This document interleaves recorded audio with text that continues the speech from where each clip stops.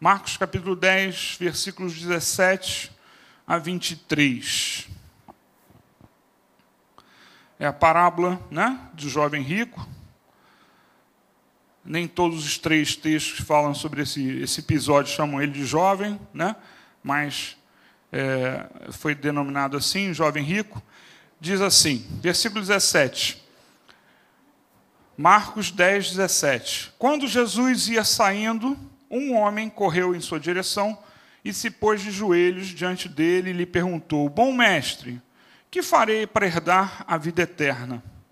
Respondeu-lhe Jesus: Por que você me chama bom?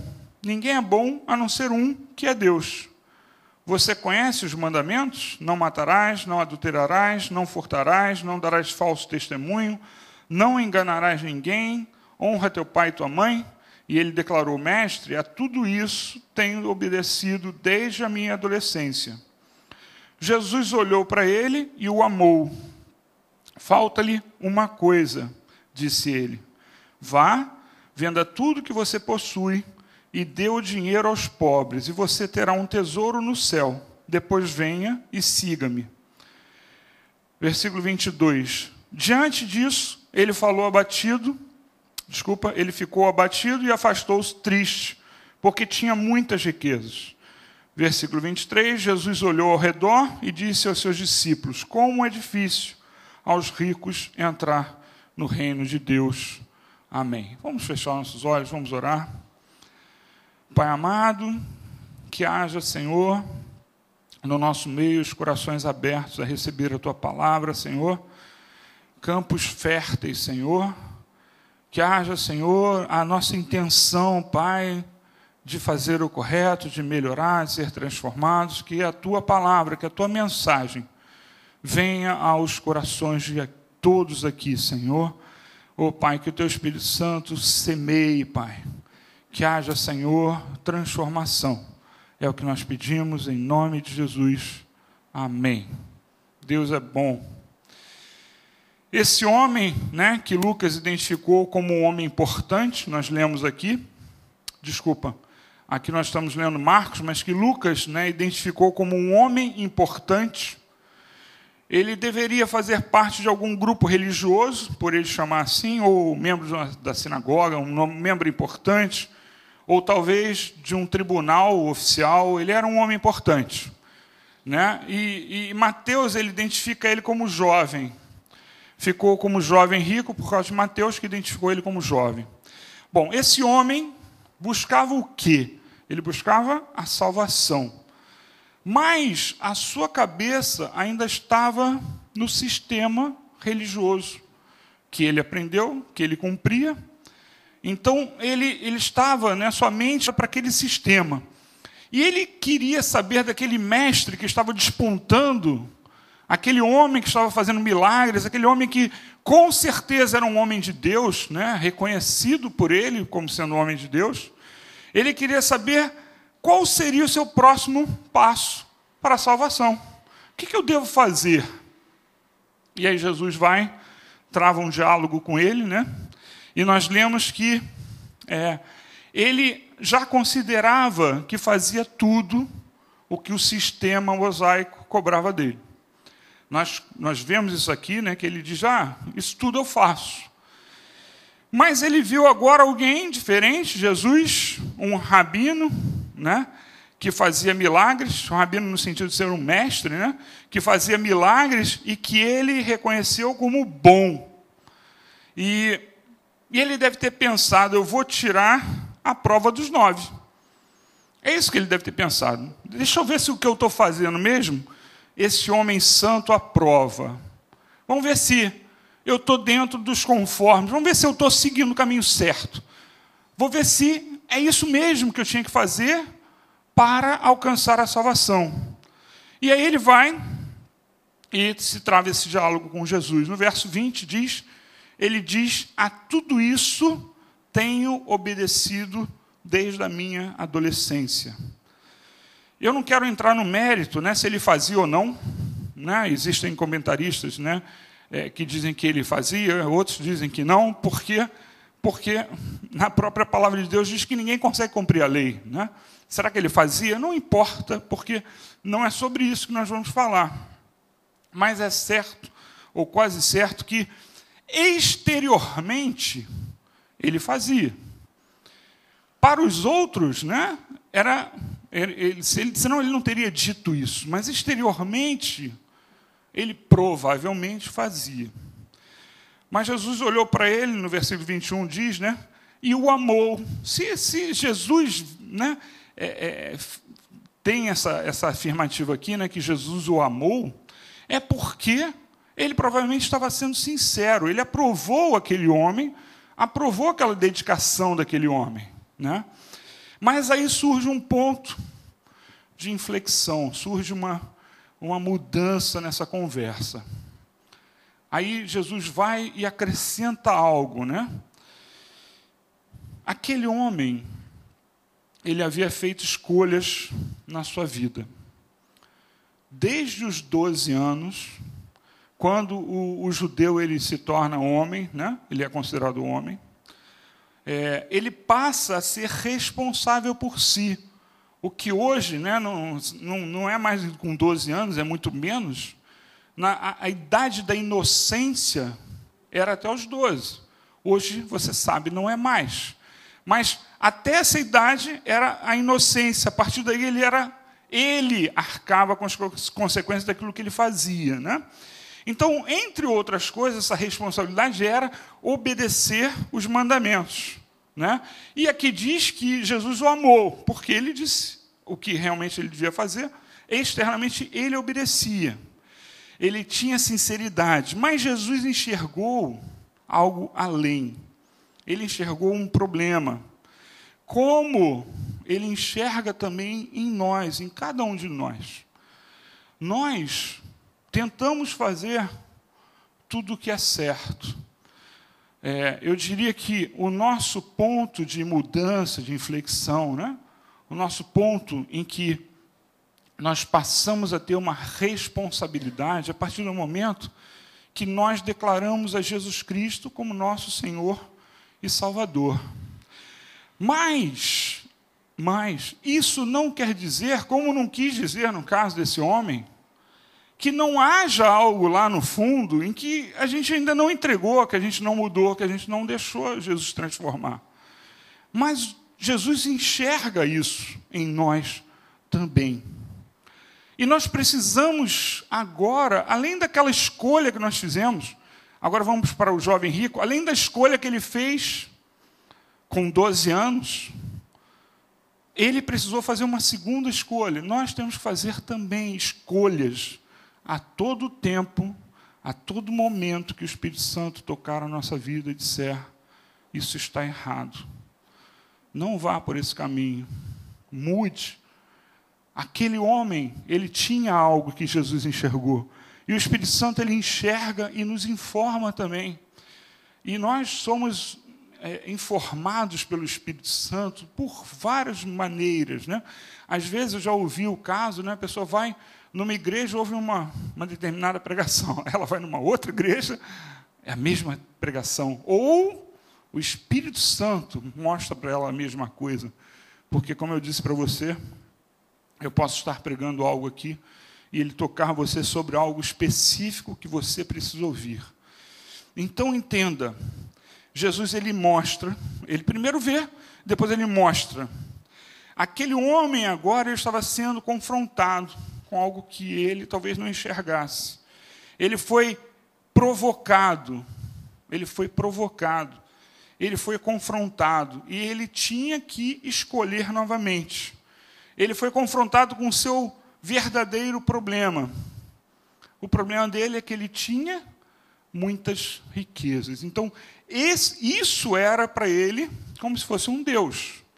Este era o problema dele. Ele tinha muitas riquezas. E nessa hora que ele precisa fazer a sua escolha pela sua salvação, por Jesus, ele falha.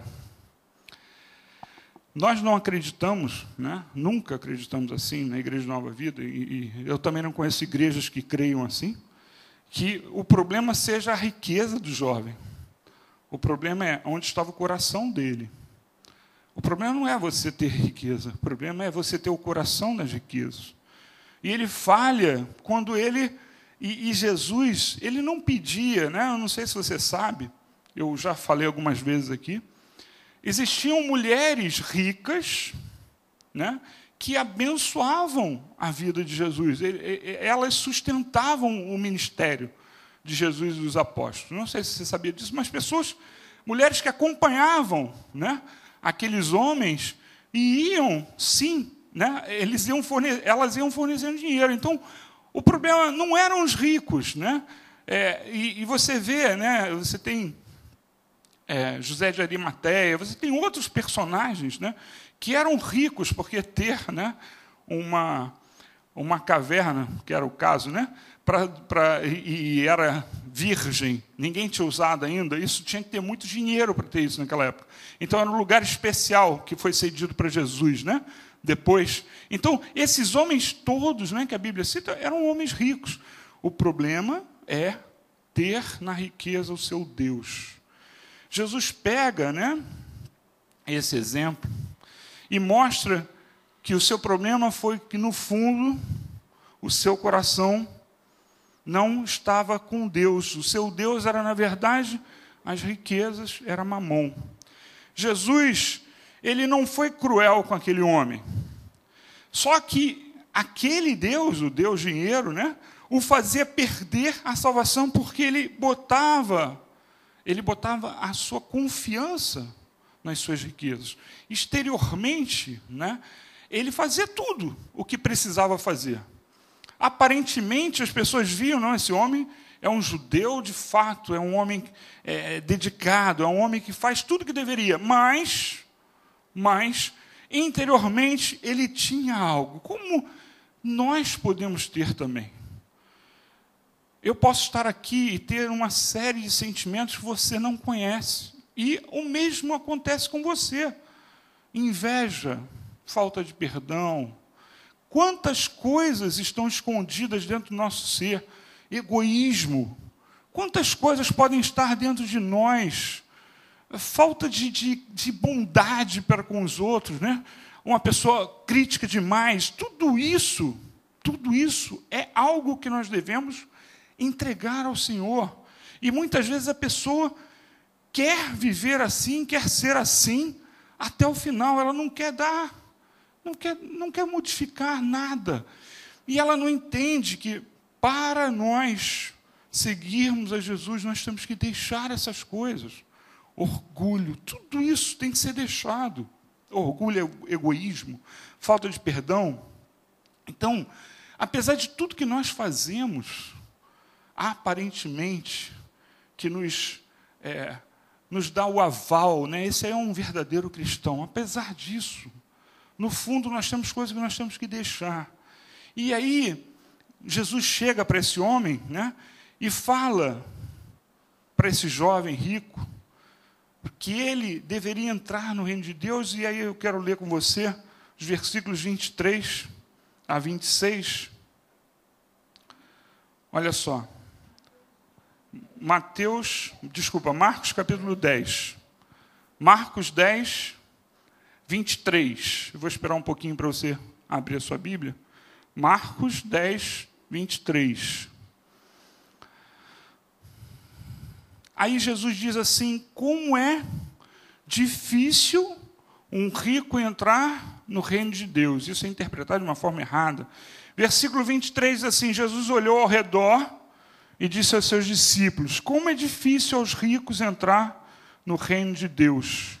Os discípulos ficaram admirados com essas palavras, mas Jesus repetiu: filhos, como é difícil entrar no reino de Deus.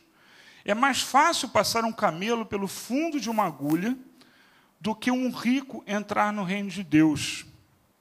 Versículo 26. Os discípulos ficaram perplexos e perguntavam uns aos outros. Nesse caso, quem pode ser salvo? Porque Jesus ele não estava falando só dos ricos, ele estava dizendo como é difícil entrar. Como é difícil nós fazermos as escolhas certas, né? Como é difícil nós não deixarmos que algo nos desvie, algo seja um foco da nossa vida, né? E eu estou falando de qualquer coisa. Filhos, né? Parece algo bom, mas os filhos não podem ser deuses, né? Os pais não podem ser deuses. Nada, né, pode substituir o nosso Deus. Nada pode tomar o seu lugar. Então, nós precisamos entender que as nossas escolhas, elas definem. As escolhas definem. A graça é que nos salva. Mas nós escolhemos. É impossível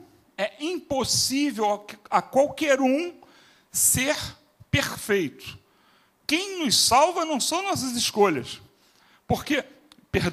Não são os nossos atos, né? Porque é impossível você ser perfeito. A graça nos salva. Mas Jesus, ele responde, eu quero ler com você o versículo 27. Olha o que ele fala aqui. Jesus olhou para eles e respondeu: para o homem é impossível, mas para Deus não. Todas as coisas são possíveis para Deus. Nós temos que escolher certo, buscar fazer o certo, ter em mente o certo, e vamos errar mesmo assim. Mas a graça do nosso Senhor Jesus Cristo nos salva. O impossível para nós é possível para Deus, porque foi Jesus que fez, e não nós. Mas as escolhas são importantes. O que eu escolho? Quando você tem duas opções, vou fazer uma enquete aqui. Vermelho ou azul? Quem prefere vermelho, levanta o braço. 4, 5. Quem prefere azul? A maioria está comigo. Isso é uma escolha. Isso foi influenciado por alguma coisa. Algo te influenciou. O que te leva a escolher? O que está dentro do coração, o que está dentro da mente. São associações que nós fazemos com vermelho, com azul. Não é simplesmente cor. Quando eu escolho, né, qual a roupa que eu vou usar, e aí depende do lugar que eu vou, né, eu, quando escolho, minha esposa não gosta das minhas escolhas, normalmente, né? Então, ela tenta fazer uma adaptação.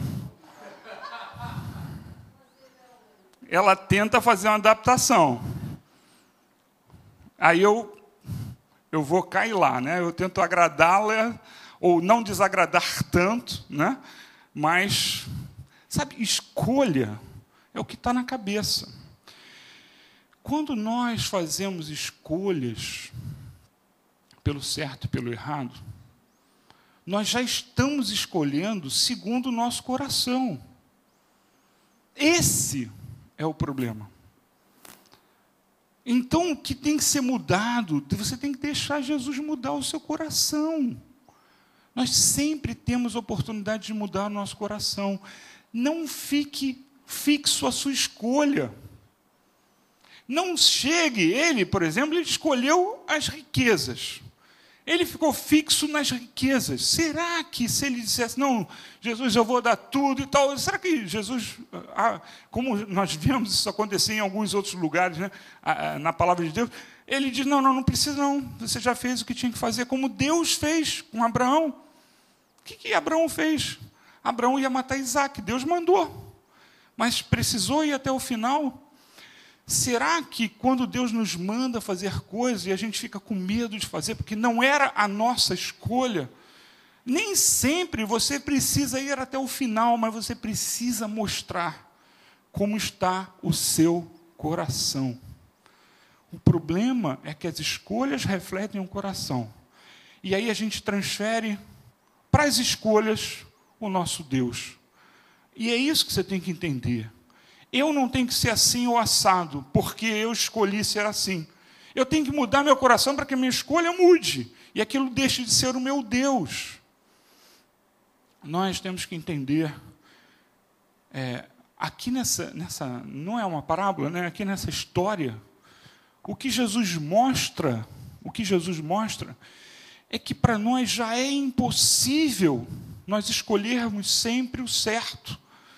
Mas vamos vamos mudar o nosso coração, vamos tentar fazer o que Ele quer, vamos lutar por isso, e a graça vai nos alcançar. Você vai errar, você tem uma infância que te influencia, você foi um jovem que tem uma carga e vai te influenciar, você viveu num lar que te influencia, você trabalhou num lugar que te influencia, tudo te influenciou e você tem uma carga, e agora entrega tudo, muda. A vida do cristão é mudança. A mudança vão trocar as nossas escolhas. Nós escolhemos hoje coisas que a gente quer manter. Não, isso aqui eu não abro mão. Por que não abre mão? Nada disso vale coisa nenhuma, gente. Nada que está aqui vale coisa nenhuma. Vai tudo sumir. A Bíblia diz que a vida é como um sopro.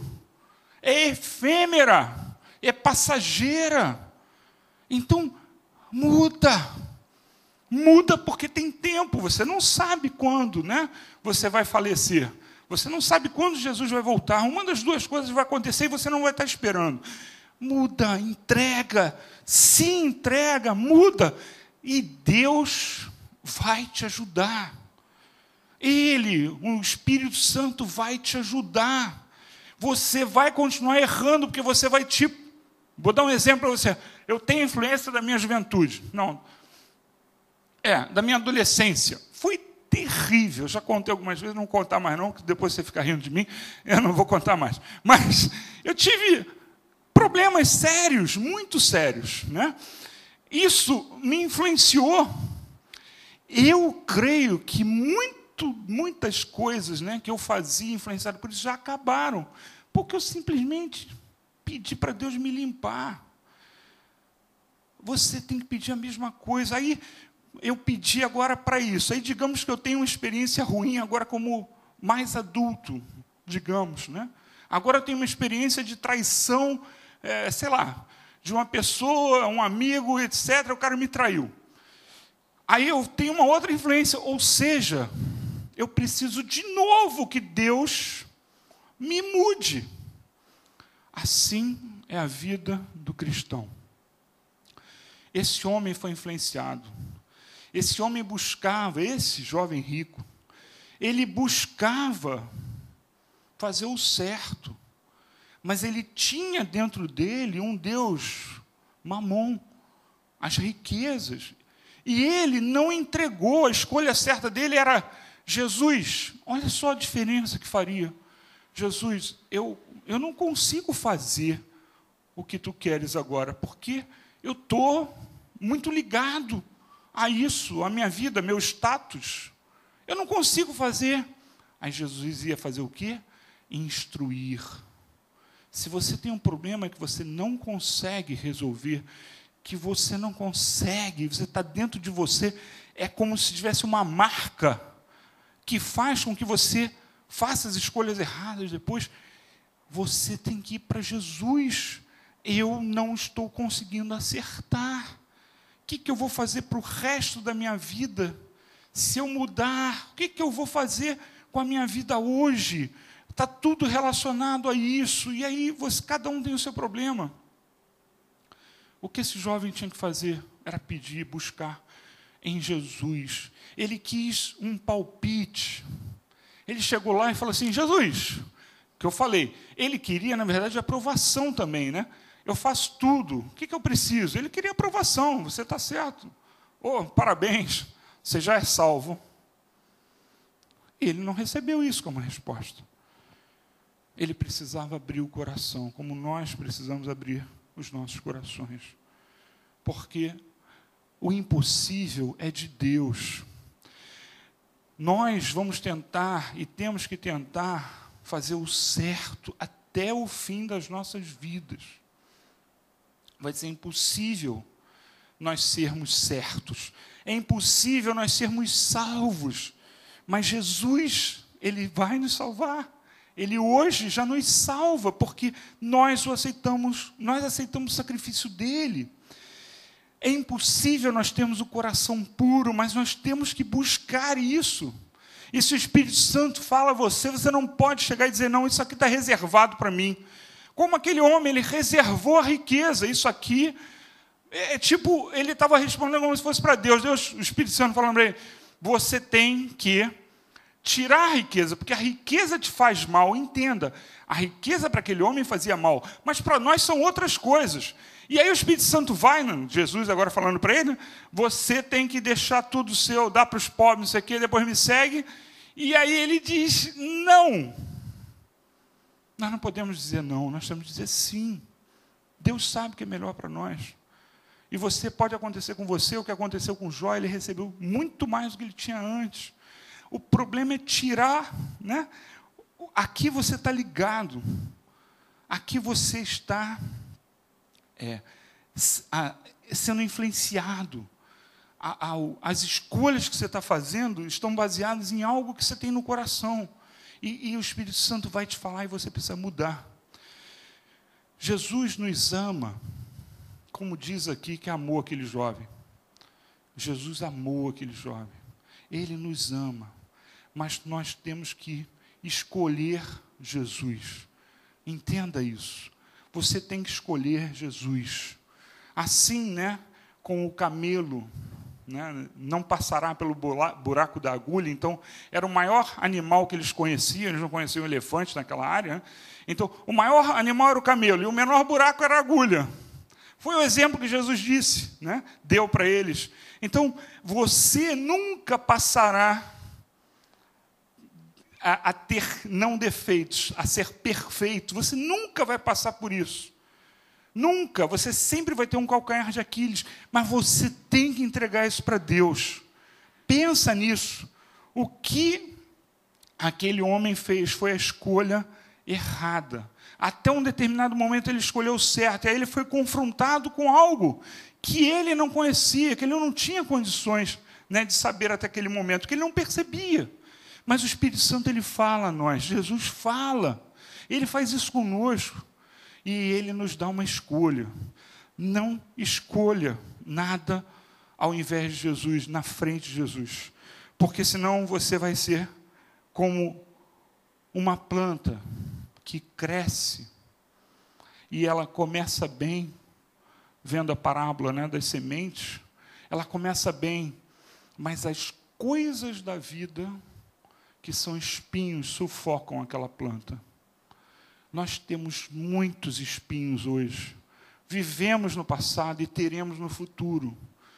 A única maneira de nós sobrevivermos, nós estarmos debaixo do que Deus quer, é fazer as escolhas corretas. Não deixe para amanhã. Não pense, eu resolvo isso depois. Porque você não sabe o dia e a hora que Jesus vai voltar ou que você vai morrer. Então, não faça isso. Escolha agora mudar. Você sabe o que está errado na sua vida? Talvez você tenha até consciência disso. Talvez não seja como aquele jovem rico que não sabia. Talvez você saiba o que está errado. Então, opte pelo certo. Opte pelo certo. Para Deus, nada é impossível. Você tem que passar pelo seu teste. Aquele homem não passou, mas que você passe. Em nome de Jesus. Escolha mudar. Escolha Jesus. Hoje e sempre. Porque você sempre terá os espinhos. Você vai crescendo e os espinhos estão em volta. Amém? Vamos ficar de pé? Vamos orar?